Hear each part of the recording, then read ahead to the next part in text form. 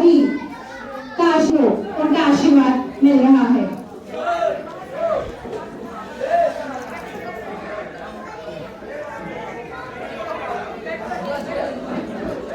नामजीत से भी मेरा निवेदन है कि महाराज जी का मौन का आशीर्वाद साक्षात रूप से मिल रहा है।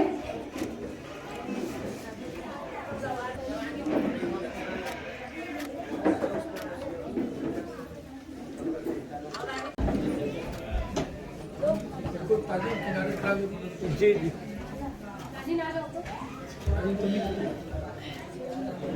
से मेरा निवेदन है समर्पण कर उनका आशीर्वाद लें। अफरोज पांडे और मोनी जी से मेरा लें। प्रमुख सत्यम राय जी से मेरा निवेदन है महाराज जी का माल्यार्पण महाराज जी को माल्यार्पण कर उनका आशीर्वाद एवं काशी हिंदू विश्वविद्यालय के प्रमुख आशीर्वाद लें। महाराज जी को माल्यार्पण कर उनका आशीर्वाद लें।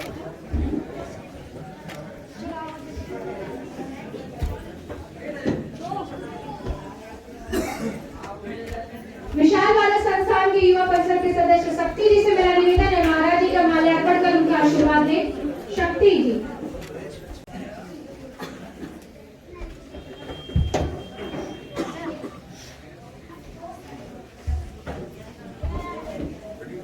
विशाल भारत संस्थान की महिला परिषद की प्रमुख खुशीदा जी से मेरा निवेदन है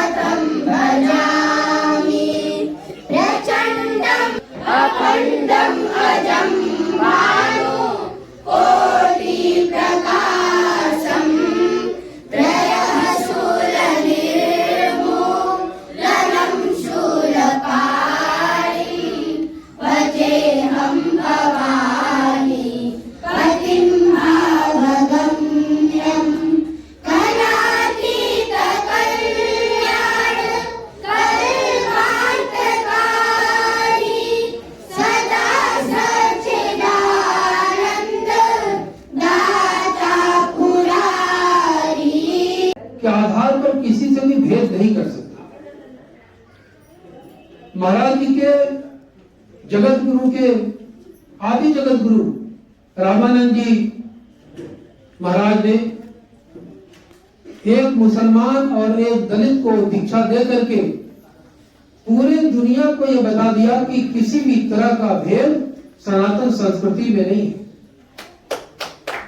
और ये जानकर आपको आश्चर्य होगा कि हमारे यहाँ धर्म की दीक्षा नहीं दी जाती, हमारे यहाँ संस्कृति की दीक्षा दी जाती है। इसीलिए बहुत लंबे समय तक गोरक्षनाथ पीठ से बहुत सारे मुसलमान दीक्षित होते रहे।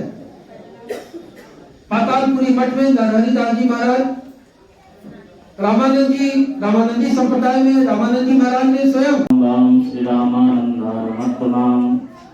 अस्मदाचार्य पर्यंतां वंदे गुरु परंपरां। बोले जगत गुरु रामानंदाचार्य भगवान की, जगत गुरु हरिनंदाचार्य भगवान की, संत समाज की, भारत माता की। नमः पार्वती पतये हर हर महादेव। आज बड़ा हर्ष, बड़ी प्रसन्नता आप समक्ष, आप सबके बीच में आने के बाद जो आपका स्नेह प्राप्त हुआ, भगवान जगतगुरु रामानंदाचार्य एक ऐसे आचार्य हुए जो उत्तर भारत प्रयागराज की पावन धरा पर उन्होंने प्रकट हुए। और जगतगुरु रामानंदाचार्य जी के बारे में कहा जाता है, रामानंदा स्वयं रामा प्रादर भूतो मही रामानंदाचार्य भगवान स्वयं राम के रूप में इस धरा पर प्रकट हुए। जो भगवान रामभद्र जी महाराज के कार्य अधूरे रह गए थे, उस कार्यों को पूरा करने के लिए इस धरती पर पुनः आए। और ऐसे समय पे आए जब मुगल आक्रामकों के द्वारा इस देश को विखंडित किया जा रहा था। कुछ जो बाहरी अराजक तत्व टाइप के लोग आ गए थे भारत में, जिनको सुख शांति सौहार्द भाईचारा अच्छा नहीं लगता था। ऐसे आक्रांताओं को दमन करने के लिए जगतगुरु रामानंदाचार्य भगवान ने अवतार लिया, क्योंकि उन आक्रांताओं ने ऐसी एक चाल चली कि यहाँ पर जातियों को अगर हम आगे बढ़ाएंगे और आपस में हम मतभेद कर देंगे, वोट डाल देंगे, तो निश्चित रूप से यह देश को सोने की चिड़िया जो कही जा रही है, तो कहीं ना कहीं ये चिड़िया टूट जाएगी। ऐसी स्थिति में छुआछूत, जाति पाति का भेद रूपी जहर को घोलना शुरू किया लोगों ने। और आपस में उन्होंने यह नहीं देखा कि ये मुसलमान है, ये हिंदू है, ये सिख है, ईसाई है। जहां उनका स्वार्थ सधा, वहां पर उन्होंने अत्याचार किया, वहां पर उन्होंने निर्मम प्रकार से अत्याचार करके और इस देश को विखंडित करने का कार्य किया। उसी समय जगतगुरु रामानंदाचार्य भगवान जब प्रकट हुए इस धरती पर, तो उन्होंने देखा कि इस देश भारत देश, जहां पर स्वयं रामभद्र जी आए, और राम जी ने मनुष्यों की तो बात छोड़ दो, जब पशुओं में भेद नहीं किया, पक्षियों में भेद नहीं किया, पशु पक्षियों को अपना बना करके रावण जैसे पराक्रमी पर चढ़ाई करी। रावण के बारे में कहते, चलत दसानन डोलत अवनी, जिसके चलने से पृथ्वी कांपती हो। त्रिलोक विजेता के रूप में रावण को मानते थे लोग। देवताओं कंदराओं में घुस गए थे, यहां तक कैलाश पर्वत को भी उठा लिया जा करके। ऐसा आताताई रावण जब इस पृथ्वी पर आया, और उस रावण को खत्म करने के लिए,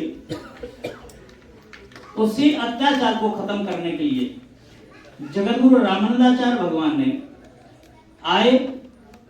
उसी समय राम भगवान जी आए और उन्होंने बंदरों को लिया साथ में। बंदरों को लेकर के रावण के ऊपर चढ़ाई करी और उसको खत्म किया।